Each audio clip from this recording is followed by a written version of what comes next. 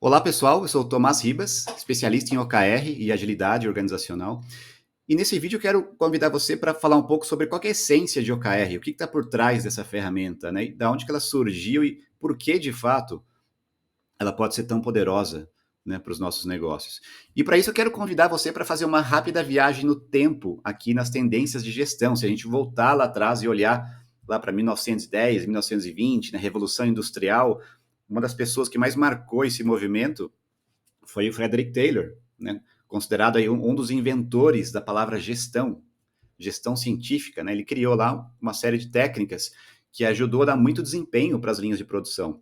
Ao mesmo tempo, ele trouxe algumas crenças, algumas filosofias ali que diziam, por exemplo, que os trabalhadores eles devem ser mantidos ocupados, né? Uma busca por eficiência tremenda, observados de perto para que eles desempenhem. Né? Então, nesse movimento surgiram várias ferramentas, várias práticas, várias técnicas que até hoje são muito usadas para aumentar a eficiência de processos, de sistemas de gestão. E essa filosofia de gestão, né, muito embasada no que a gente chama de Taylorismo, ela traz alguns paradigmas, e esses paradigmas têm algumas características. Então, se a gente for olhar aqui uma organização sobre o aspecto desses três elementos aqui, liderança e cultura, né? Estruturas, políticas, mensurações, essa pedra do meio aqui, no fundo, são sistemas de gestão da companhia. E ali em cima, processos, entregas de valor, como que eu entrego valor, como que é o meu modus operandi na hora de fazer algo, entregar algo para alguém, né? Então, olhando por essas três perspectivas, a gente tem aqui, por exemplo, que sobre o aspecto de liderança e cultura, né, essa gestão 1.0 que a gente traz, que é muito influenciada por Taylor, traz a questão da liderança pela autoridade, né, uma cultura onde falhar, erro, não é uma coisa bem vista, não é uma opção, muito baseada, né, na cultura ou na abordagem de liderança, mais de comando e controle. Né? Então, em cima da pirâmide tem pessoas que pensam e dizem o que fazer, e embaixo da pirâmide tem pessoas que executam e fazem. Sob aspecto de estruturas políticas, né, organizações mais trabalhadas mais em silos, em departamentos um pouco mais isolados, estruturas mais rígidas, um pouco mais de burocracia, né, o controle é muito importante nesse paradigma. As pessoas com metas individuais, então eu vou monitorar cada indivíduo para ver se cada indivíduo atingiu aqueles resultados esperados ali. E sob o aspecto de processos de entrega de valor, ciclos longos, né? Porque era um momento, naquela época, onde a previsibilidade era muito alta. O mundo não era tão volátil e incerto quanto é hoje, né? Então era ok fazer planejamentos de vários anos. Se a gente olhar, por exemplo, para a União Soviética, ela fazia aqueles planejamentos de 5 anos, extremamente estáticos, porque o grau de incerteza era baixo, no fundo. Mas a gente sabe que, mesmo naquela época, haviam algumas incertezas, né? A complexidade é algo que sempre existiu em qualquer parte do mundo. Então, essas abordagens de planejamento começaram a dar problema conforme o mundo foi evoluindo, conforme a complexidade foi aumentando. E aí passa um pouco mais ali no décadas após décadas, né? A gente chega ali, então, no que a gente pode chamar talvez de 2.0, que é muito influenciado por dois gênios ali da gestão, o Edward Deming, né, o pai aí do movimento da qualidade total, do PDCA, e o Taiichi Ono, né, um grande nome que trouxe as práticas do Deming para criar o que ele chamou de sistema Toyota de produção. E aí surgiram tantos temas como Kaizen, né, como melhoria contínua. E aí veja que já traz outros paradigmas, né? Paradigma de que os trabalhadores são confiáveis, estão mais perto dos problemas e têm o poder de resolvê-los. E aí, se a gente continua olhando nessa jornada aqui, a gente vai chegar, por exemplo, aqui no que a gente chama de agilidade. O movimento da agilidade não surgiu por uma ou duas pessoas, surgiu por um grupo de pensadores provenientes ali do mundo de tecnologia, né? E isso carrega aqui outras premissas. Uma premissa de que times auto-organizados vão criar soluções e resultados complexos em uma economia em rápida mudança. Então, se a gente olha aqui esse gráfico que eu montei, ele tem aqui uma curva, né? Uma curva crescente, quase que exponencial, que representa justamente, né, o eixo vertical aqui, ele representa essa velocidade de mudança, esse aumento da complexidade do trabalho. Então, hoje, a gente não quer mais uma linha de produção que faz o mesmo produto mais vezes bem feito. A gente tem que criar coisas novas, a gente tem que gerar valor para o cliente e dentro de um único ano, por exemplo, gerar valor pode ser coisas diferentes. Então, a capacidade de criar, a capacidade de inovar e de mudar a rota do meu planejamento, se eu precisar, ela começa a ser cada vez maior, né? Então, esse tema de agilidade, ele ganhou muita força nos últimos anos. Tanto é que em 2018 saiu na capa aí da Harvard Business Review, que é uma das revistas mais influentes aí do mundo da gestão, né? E uma vez que isso aconteceu, as empresas começaram de fato a ter esse olhar mais forte para como que eu aumento a agilidade organizacional. O que, que é isso, no fundo, né? É a capacidade que a sua organização tem de reagir e se adaptar a mudanças no seu ambiente mais rapidamente do que o ritmo dessas mudanças, enquanto gera valor para o negócio, cliente e colaboradores. Olha só, né? Então, reação, adaptação, geração de valor. Eu não vou me apaixonar pelo meu plano estratégico, eu vou me apaixonar pelo problema que meu cliente tem e como que eu vou resolver aquilo da maneira mais eficaz possível. Então, essa filosofia, não é que a agilidade não é uma moda, é uma resposta a uma necessidade de um mundo que está com uma taxa de mudança cada vez maior. Então, isso traz outros paradigmas diferentes daqueles que a gente viu lá atrás.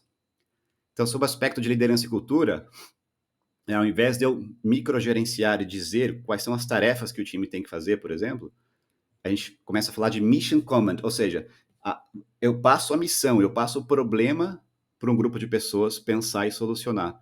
Porque as pessoas que estão ali na ponta são as pessoas que mais têm as informações necessárias para tomar as decisões. Falha é ok falhar, contanto que eu aprendo com elas. Então, uma filosofia mais voltada para como as pessoas se conectam, como que eu crio um ambiente de colaboração, como que eu crio um ambiente propício para a inovação, com mais autonomia, autonomia com alinhamento, as duas coisas são importantes.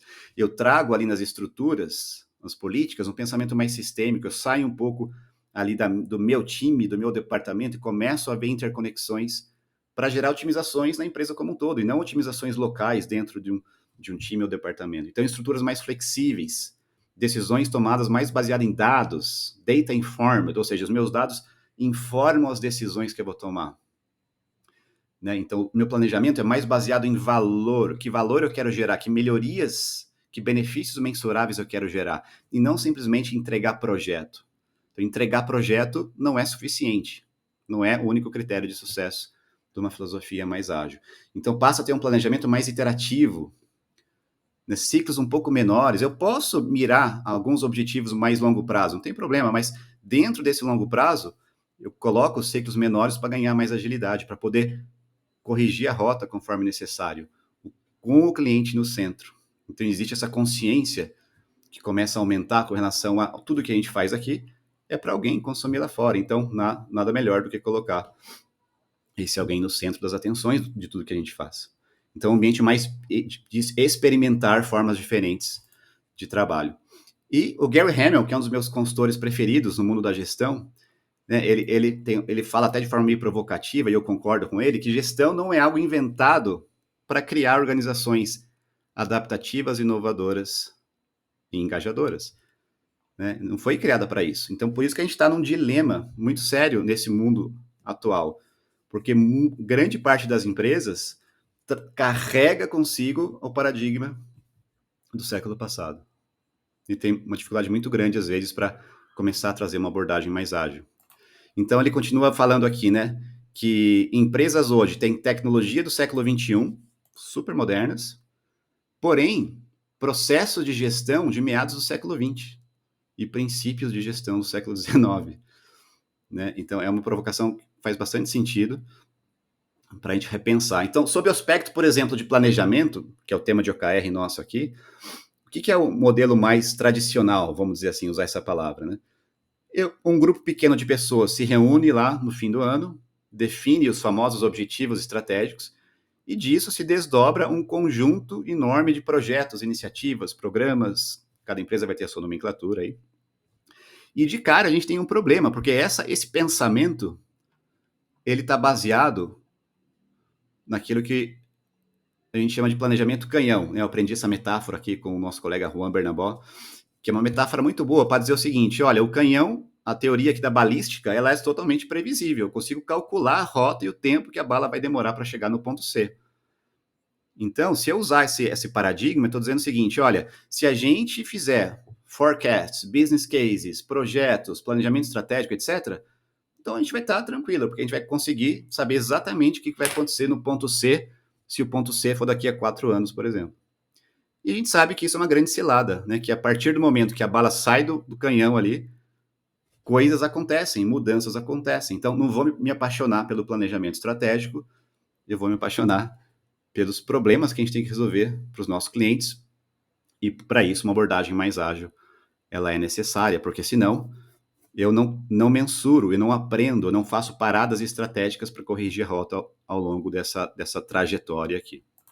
E aí o OKR surge na década de 70 ali, na Intel, né? E depois o Google foi a empresa que mais popularizou esse tema. Eles começaram a usar o OKR em 99, quando o Google inteiro cabia nessa foto aqui, 30 e poucas pessoas. E hoje, com dezenas de milhares de pessoas, o Google ainda usa o OKR na grande parte dos seus times. OKR, no fundo, se a gente for trazer uma definição aqui, a gente pode dizer que o OKR é um framework de pensamento crítico para buscar colaboração, alinhamento e foco, ó as palavras-chave aqui, ó, naquilo que é mais importante para gerar benefícios mensuráveis de forma contínua para o negócio e clientes. Né? Então, colaboração, alinhamento, foco, benefício mensurável. Então, vamos ver como é que o OKR consegue ajudar a gente a trazer essas palavras aqui de fato para a cultura da organização, para o nosso dia a dia. Aqui está um exemplo de OKR, você já deve ter visto aí na internet alguns exemplos. Importante dizer que o OKR tem essa anatomia, um objetivo, que é uma frase que traz, possivelmente de forma mais inspiracional, o que a gente quer no fundo, enquanto os KRs, ou Key Results, eles vão trazer os outcomes. Um outcome, o que é um outcome? É um benefício mensurável para o negócio, para o cliente. Sempre mensurável, sempre com um número. Então veja que nenhum desses KRs é um projeto, é uma entrega. Eles são conquistas, eles são o fim de algum meio. Né? Então, o grupo de pessoas, nesse caso, sentou aqui e definiu que alavancar vendas recorrentes para retomar o crescimento, a gente vai medir isso através desses 4 Key Results aqui. Então, o objetivo, a letra O do OKR, é o que a gente quer no fundo. Que problema, ou quais problemas ou oportunidades a gente quer endereçar. Enquanto os Key Results não é o que eu vou fazer, olha só a diferença, né? É como eu vou mensurar que estamos indo rumo a esse objetivo ao longo do tempo. Uma regra de ouro, né, que nossa querida Marisa Mayer, se não tem um número, não é Key Result. Todo Key Result, é importante ter um número para poder, de fato, mensurar. E aí, quando a gente olha a adoção de OKR em organizações, não existe uma receita de bolo para usar o OKR. Né? Então, dependendo do tamanho da empresa, uma empresa menor, pode ser que poucos OKRs ali já ajudem ela a trazer esse foco, a trazer esse alinhamento. Conforme a gente vai olhando para empresas maiores, conforme a gente vai escalando o OKR dentro de uma organização maior, é possível que a gente tenha esse olhar mais sistêmico e a gente configure conjuntos de OKRs para recortes diferentes da organização, por produto ou por clusters de produto, por serviços, por jornadas de cliente. Então, cada organização vai merecer o seu olhar específico para evitar um erro clássico do mercado, que é pegar o organograma da empresa e dentro de cada caixinha criar OKRs. Isso gera uma sobrecarga enorme de OKRs e já na segunda-feira a gente já tem uma quantidade tão grande ali, sem interconexão nenhuma entre eles. Então é importante fazer esse trabalho com essa análise mais sistêmica aqui. Porque uma vez que eu tenho essa parte do meio bem elaborada com OKRs, isso vai permitir com que as pessoas priorizem seus projetos de maneira mais clara. Priorizar suas iniciativas, seus produtos, serviços, de maneira conectada com os OKRs. Evitando, por exemplo, listas de desejos que alguém pediu para fazer, mas que no fundo, não está conectado com nenhum desses OKRs aqui. Então veja que o que a gente quer é migrar de um pensamento que a gente chama mais de fábrica de atividade, né? Ou seja, a missão do time é entregar projetos que a gerência pediu. Nada de errado com isso, mas se isso for um modus operandi da empresa inteira, é um sério risco que o negócio comete. Mas migrar para esse lado direito aqui, que vai dizer o seguinte, ó, a nossa missão é atingir os critérios de sucesso conforme definimos nos nossos OKRs. Então, percebe? Uma cultura mais value-driven, ou seja, mais baseada em geração de valor mensurável para os clientes e para o negócio. Isso vai ajudar a priorizar, vai ajudar a ter mais foco. Eu gosto muito dessa frase aqui que diz: se tudo é prioridade, nada é prioridade. E ao trazer o OKR, já indo para uma reta final aqui da nossa apresentação, é muito comum a gente definir as cadências. Não tem uma regra, cada empresa tem a sua cadência específica. Aqui é um exemplo de uma empresa que definiu alguns OKRs por um período de 1 ano, que é o laranjinha aqui, e dentro dessa cadência maior, né, os times ali de produtos, serviços, definiram cadências menores, trimestrais, que é a cadência azul. Então veja que é um loop, né? Eu defino os OKRs, do fim do trimestre eu vou lá, aprendo, vejo o que aconteceu, vejo os aprendizados e adapto o processo para o próximo ciclo. E esse loop ajuda muito nessa evolução da maturidade do processo dentro da empresa. Porque não existe o jeito certo, isso é muito importante. O OKR não é a bala de prata, o OKR não é a ferramenta que vai resolver todos os problemas, mas ela vai trazer algum foco, alguma conexão, mais clareza, mais clareza do que priorizar.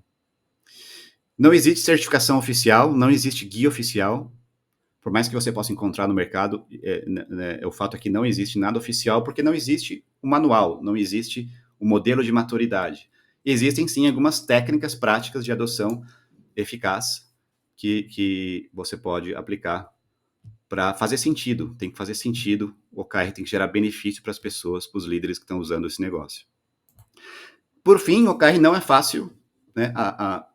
Eu costumo brincar que enxergar um OKR dos outros pronto é legal, mas trazer isso para o DNA da companhia é algo que requer disciplina, consistência e principalmente liderança. Para mim, o OKR é uma ferramenta de liderança, então do CEO até o líder lá do time, sabendo usar, sabendo falar essa linguagem, aí sim a gente começa a ter grandes benefícios. Espero que você tenha gostado desse conteúdo. Aguardo a sua mensagem com mais dúvidas e até a próxima.